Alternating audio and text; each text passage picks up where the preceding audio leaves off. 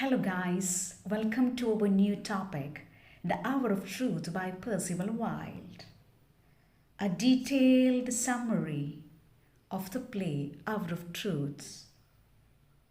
Percival Wilde was well known for his powerful plays and detective stories. The very famous one-act play Hour of Truth is a powerful psychological study of the corrupting influence of money on people. The important characters in this play are Robert Baldwin, the protagonist of our play, Robert Baldwin, Martha, his wife, John, his son, Evie, his daughter, John Grisham, the owner of the bank where Robert Baldwin is working, Mr. Marshall, the president of the Third National Bank, a maid. These all are the important characters in this play, The Hour of Truth by Percival Wilde. The scene is set at Robert Baldwin's cottage. It is hot and a sultry Sunday afternoon. The sun overhead and the baked clay underfoot are merciless. In the distance, lowering cloud promise rain. At the Baldwin's family, the people are awaiting the return of Baldwin. John, Baldwin's son, is an average youth of 27. He is smoking a pipe. His mother is knitting without much progress, and Evie is trying to conceal her nervousness. There is a tense pause when the play begins, and nobody wants to break the silence. Evie goes to the window and looks out along the road.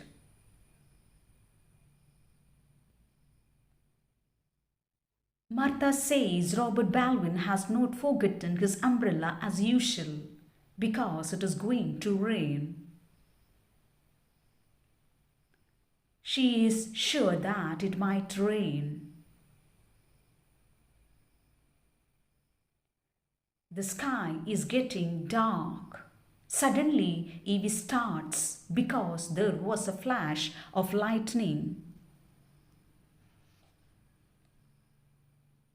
John moves to the nearby central table and knocks the ashes out of his pipe. His mother turns to him and she asks him to go to his father's room and see that the windows are closed. John goes.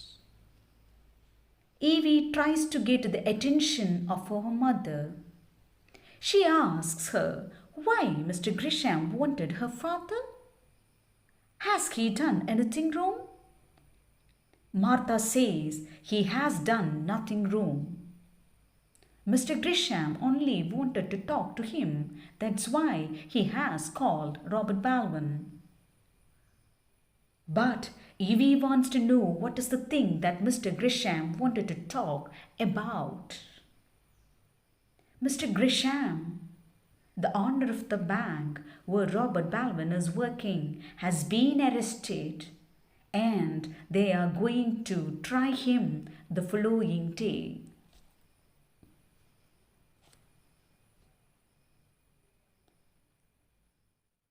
Evie wants to know whether her father is going to give evidence against Mr. Grisham. Martha says Robert does not say much about his business matters to her. She did not know there was anything wrong with the bank until she saw it in the newspapers. And Robert did not tell her to draw her money out from the bank. But Martha withdrew the money against his wishes.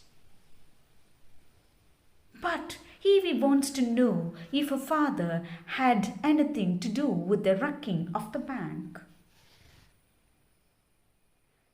know what was going on in the bank. Evie is very anxious to know all these things.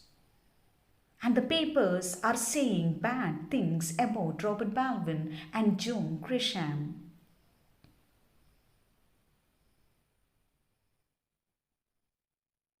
Martha believes Robert never did a wrong thing in his life. She is sure that Robert has not done anything wrong.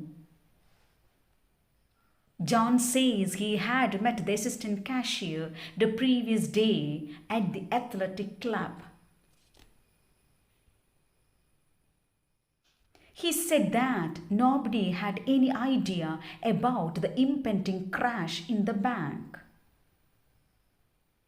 Donovan had worked in the bank for nearly 8 years.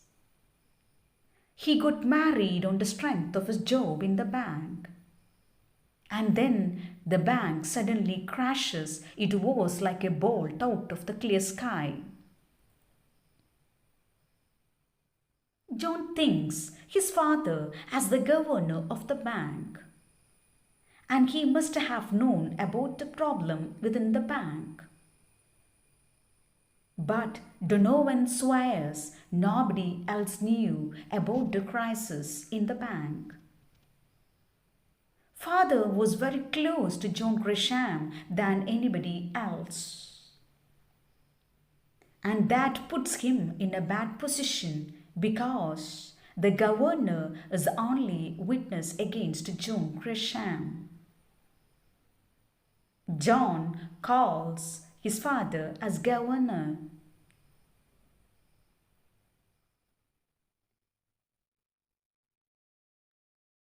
John Grisham had named his Robert Baldwin's son as John Grisham Baldwin. John says his father had so much respect for him, and that's why he named his son as John Grisham Baldwin.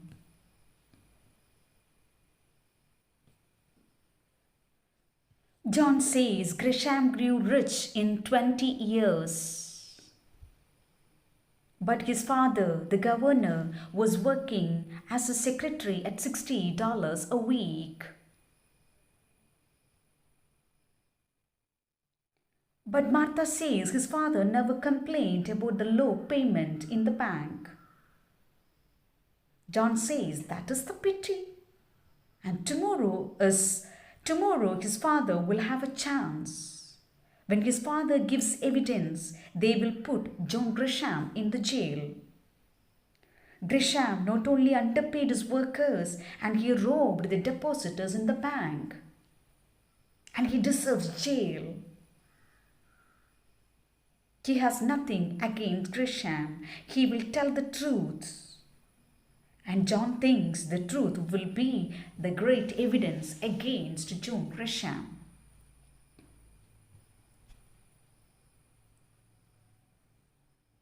Evie sees her father is coming. Martha asks Evie to stay where she is because she would like to talk to her husband first. John and Evie look at each other. John wonders what Grisham had to tell him. He looks through the window and sees it has started raining. Suddenly, John opens the door and greets his father. Baldwin comes in, followed by Martha.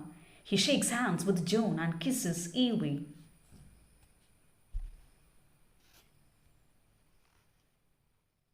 Martha asks Robert if his shoes are wet. Baldwin says he took the car and so he is not wet. He goes to a chair and sits there. John asks his father to tell him something about the problem in the bank. Baldwin pretends he did not understand what John is saying. John says that people have been talking rotten things about his father. and he could not contradict them.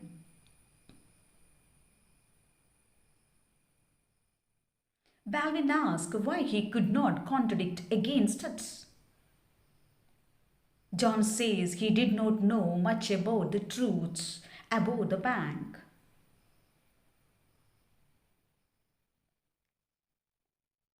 Robert Baldwin says it was only a day before the smash up he found out what Gresham was doing in the bank. He then asked Gresham to put all the money he had taken back into the bank, but he said he could not. Then he told him to close the bank. But Gresham did not want to do that. He became very angry. Evie says the papers did not mention all these things. Baldwin says it was not necessary to tell the papers all the important facts in the bank.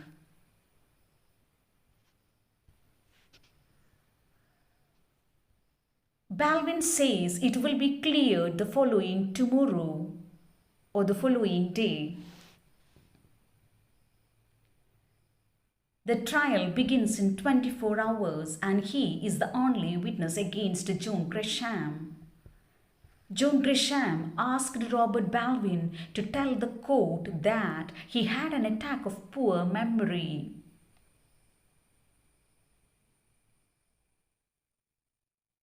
Why John Gresham called Robert Baldwin? Because Robert Baldwin had to say that he had an attack of poor memory and he must say the 3 words, "I don't remember." And no power on earth can save him. Therefore, he wants to forget a little, only the essential things. He told him when they questioned him, he should say, "I don't remember." Robert Baldwin wants to say the word "I don't remember" when the police questions him. And they can't prove whether he remembers or not. And John thinks it would be a lie. Baldwin says it is a lie and it is done every day. And they could not touch him. They can't convict John Gresham. Martha was very angry at Gresham's daring to ask a husband to tell a lie. But Evie wants to know what was her father's reply to John Gresham.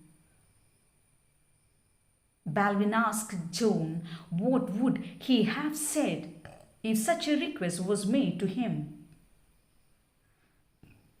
John says he would have told him to go to the devil. Baldwin says he did only the same thing, but he did not use the words that John used. He is Robert Baldwin's old friend.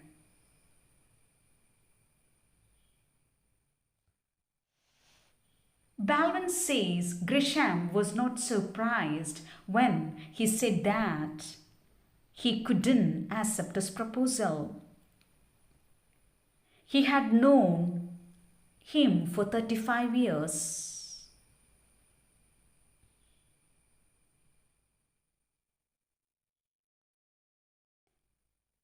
And anybody who knew him that long won't expect him to tell a lie. Everyone believes that Robert Baldwin wouldn't tell a lie in his life because he is such an honorable man in his life. He never uttered a lie in his life and he won't repeat that lie in his life again. Robert Baldwin has been working for him since John Gresham started his business. And John Gresham does not know what he's doing now. That's why he had offered him money. John was very surprised to hear that. Yes, Baldwin says, John Grisham offered him $100,000.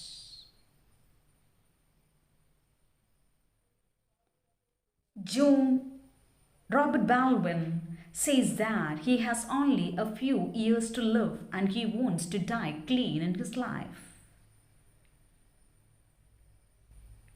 John Grisham had put aside the money for Robert Baldwin without knowing anybody yet.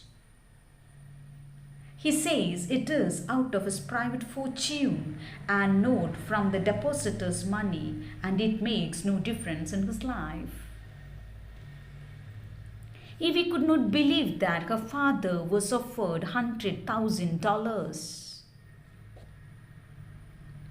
Baldwin says he could get that money simply by saying the word yes, or just by nodding his head, or even a look of his eyes.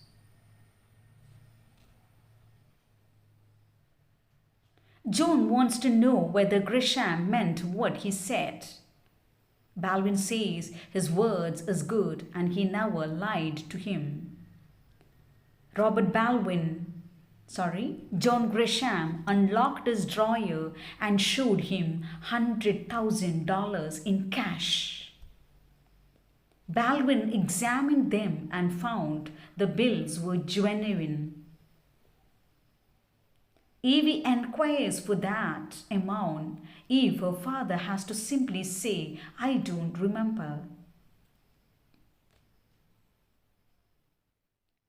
But Baldwin says, while he said these 3 words, "I don't remember," that 3 words would choke him if he tried to speak. And he wouldn't be an honorable man, and he was thought to be. When John Grisham offered him money, he was angry. But Grisham showed no surprise, which was a compliment to Baldwin. John says it was a compliment that cost him $100,000. Martha wants to know if the depositors would lose much money from the bank. Baldwin says they won't lose much a cent.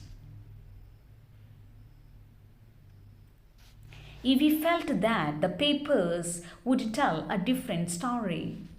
Baldwin says they printed something without knowing the truth. They're simply guessing the matters and they're printing those matters in the papers.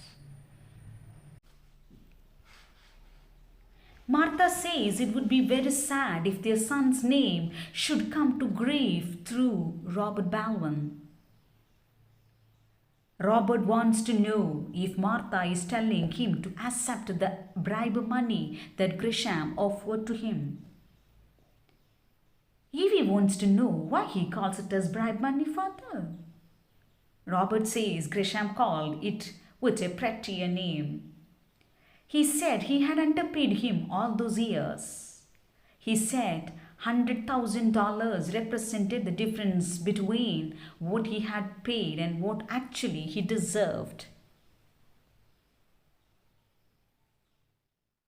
Robert had worked sincerely for all those years under John Grisham.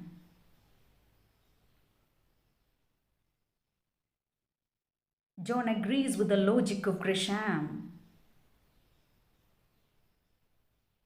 John says people will not be happy with the man who caused Grisham to go to jail. Martha supports John. Evie feels that Grisham has not done anything wrong. John says it is a mere technicality. And nobody loses a cent. Nobody wants Grisham punished. And why Robert Baldwin sent him to jail? Martha also reminds him that he is out of the work as the bank is closed. Baldwin says he will find a position somewhere. John says that if Gresham does not go to jail, he will start his business again and he will offer Robert a partnership. The 100,000 could be put in business. Moreover, Gresham will remain grateful to John. Martha says $100,000 would mean a lot to them. If Robert does not find a job soon, John, their son, will have to support them, and John says he will get only $30 a week, and that would be not much for the family. Evie begins to weep at this time, and John tells his father that he has said nothing to papers. If he says nothing more tomorrow, it will be simply sticking to his friend. Robert Baldwin says people would not trust him if he accepted the money, and he likes to go to his grave clean.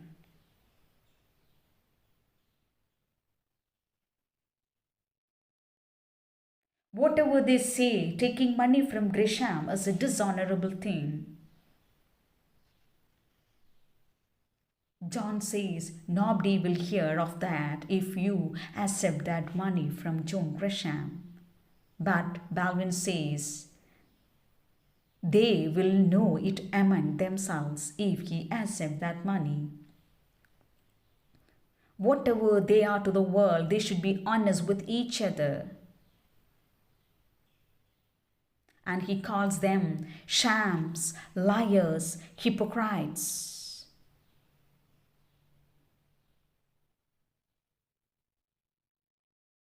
And thieves. John repeats that $100,000 is a lot of money. And John sees someone is coming. Martha asks who it is. John says it is Marshall. The door bell rings. A maid enters and goes out through the other.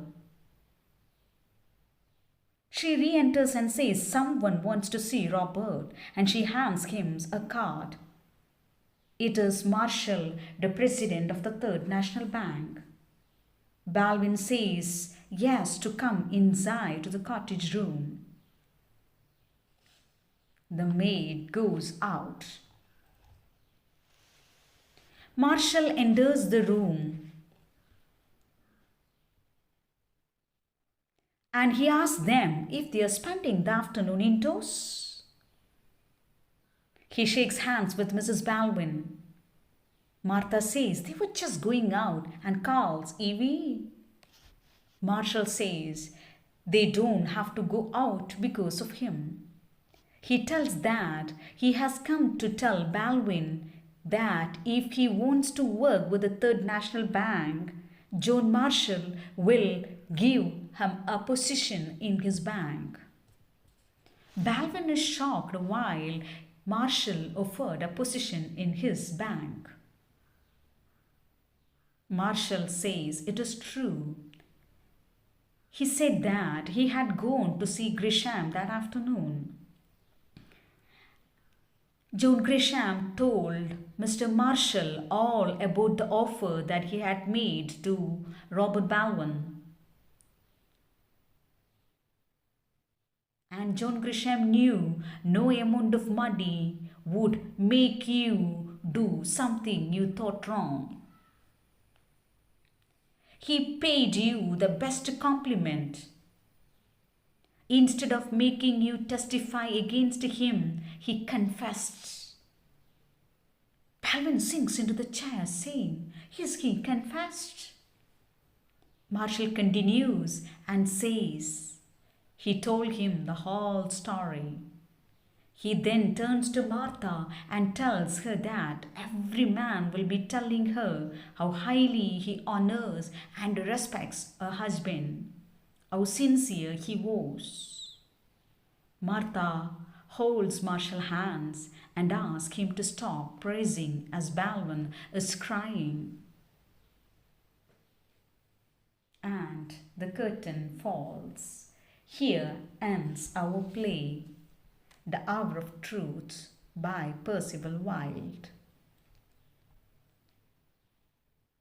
Thank you. Thank you so much.